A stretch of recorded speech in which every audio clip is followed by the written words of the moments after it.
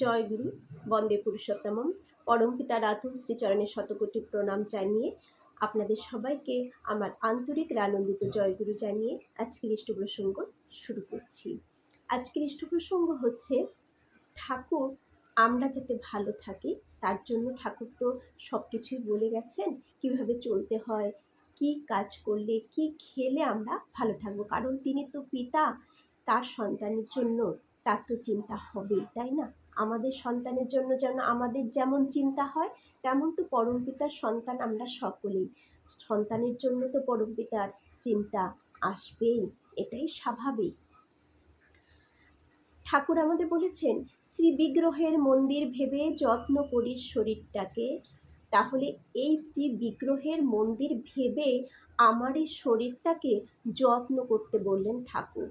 কি খেলে আমাদের শরীর সুস্থ থাকবে এই বুঝে কিন্তু আমাদের খাওয়া দরকার।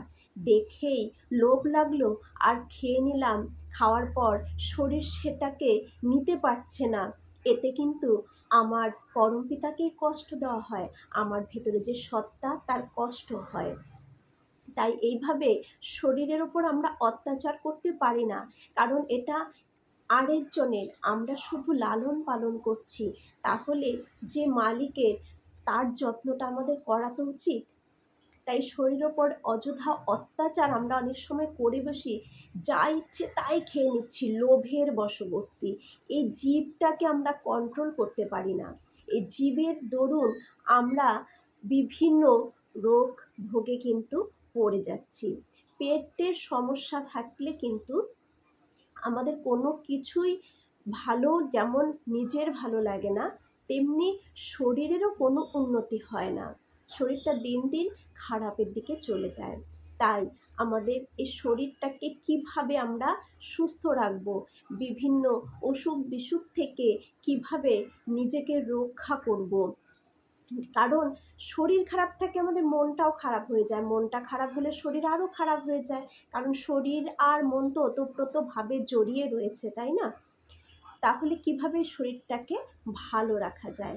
ঠাকুর আমাদের 3 বেলা 3টি খাবারের কথা বললেন। এই 3টি খাবার আমরা যেন খেয়ে আমাদের শরীরের বিভিন্ন রোগ প্রতিরোধ করাতে পারি, শরীরে পুষ্টি যেন সঠিক মাত্রায় থাকে, পেট যেন আমার পরিষ্কার থাকে। ঠাকুর প্রথমেই হচ্ছে আমাদের ব্রাহ্ম মুহূর্তে ঠাকুর উঠতে বললেন।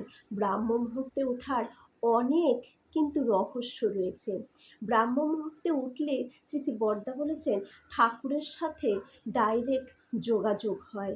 যদি ব্রাহ্ম মুহূর্তে উঠে কেউ নাম ধ্যান করে, তার ডাইরেক্ট ঠাকুরের সাথে যোগাযোগ কিন্তু হয়ে যায়। তাহলে কেন এই মুহূর্তকে আমরা নষ্ট করব?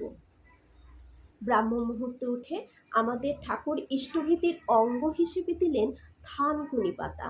তাহলে প্রথম হচ্ছে থানকুনি পাতা। থানকুনি পাতা আমাদের রোজ খেতে হবে।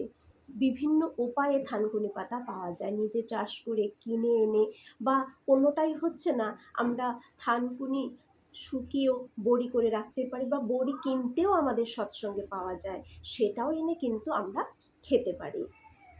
এখন থানকুনি সাথে কিন্তু বলেছে ঠাকুর যে থানকুনি ইষ্টভীতির একটি কিন্তু অঙ্গ, এটা খাওয়া উচিতই। একজনের পেটের সমস্যা লেগেই থাকে, কোনো কিছুই আর ভালো লাগে না। ঠাকুর তাকে বললেন রোজ সকালে খালি পেটে অন্তত 5-6টা থানকুনি পাতা চিবিয়ে খেয়ে ফেলবা। এটা আলোচনা প্রসঙ্গের 4র্থ খণ্ড থেকে পাঠ করছি, যে রোজ সকালে খালি পেটে অন্তত 5-6টা থানকুনি পাতা চিবিয়ে খেয়ে ফেলবা, যাতে পেটের সমস্যা। আর থানকুনির যে কত গুণ আছে আমরা সেটা কিন্তু মানে বলে বোঝাতে পারবো না। আবার অনেকে বলে থানকুনি পাওয়া যায় না, কি করব? ঠাকুর সেটাও বললেন, ছায়ায় শুকিয়ে বা বড়ি করে যদি খাওয়া যায় তাতেও উপকার হয়। তারপর যেমন এই থানকুনি যে পাতা, সেই পাতা কিন্তু আমরা বিভিন্ন মানে যে শুক্তো করা হয়, সেই শুক্তো যে আলু বেগুন ঝিঙে সব দিয়ে যে শুক্তো হয়, কাঁচকলা, এই শুক্তোর মধ্যেও আমরা থানকুনি পাতা দিয়ে কিন্তু খেতে পারি। এতে অনেক অসুখ বিসুখের কবল থেকে আমরা রক্ষা পাই। থানকুনি পাতার আরও বিভিন্ন গুণাগুণ রয়েছে। এখন কিন্তু ঠাকুর বলে গেছেন সেই 100 বছর আগে, আর এখন বিজ্ঞানও বলছে থানকুনি পাতার কত গুণাগুণ। আমরা নেট খুললে দেখতে পারবো থানকুনি পাতার কত গুণাগুণ রয়েছে। থানকুনি পাতায় স্মৃতিশক্তি বাড়ায়, গ্ল্যামার বাড়ায়, যৌবনকে ধরে রাখে, প্রচুর। শরীরে তো অসুখ বিসুখের কোনো কথাই নেই। তাহলে প্রথম হচ্ছে থানকুনি পাতা। আমরা দুপুরে খাওয়ার পাতে আমাদের ঠাকুর তিল বাটা খেতে বলেছেন। তিল বাটাটা মারাত্মক শরীরের জন্য পুষ্টিদায়ক, চোখের জন্য খুবই উপকারী। যে কালো তিল, সাদা তিল, কালো তিল না পাওয়া গেলে সাদা তিলও চলবে।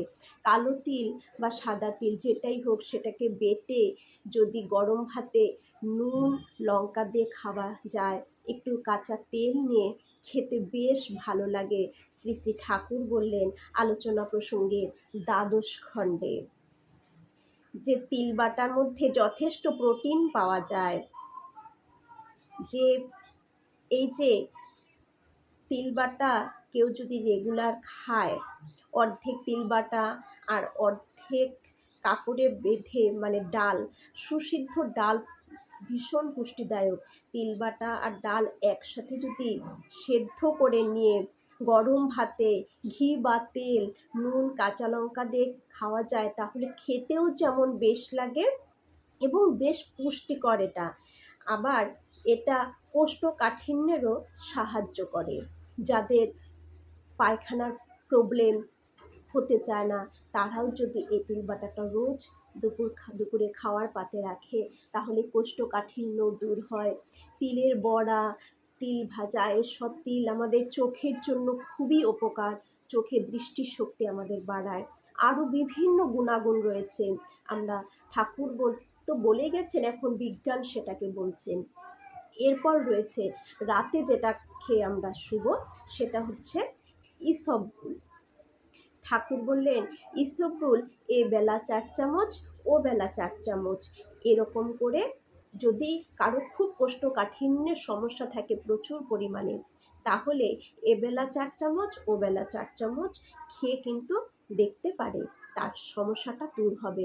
বা রাতে যদি গরম জলে, হালকা উষ্ণ গরম জলে ইসবগুলটা ভিজিয়ে কেউ রেখে দিয়ে শোবার সময়ও খেতে পারে, বা পরদিন সকালে উঠেও যদি সেটা খায়, তাহলে কোষ্ঠকাঠিন্য দূর হবে, পেটের বদমাল বেরিয়ে পড়বে, পেট পরিষ্কার থাকবে।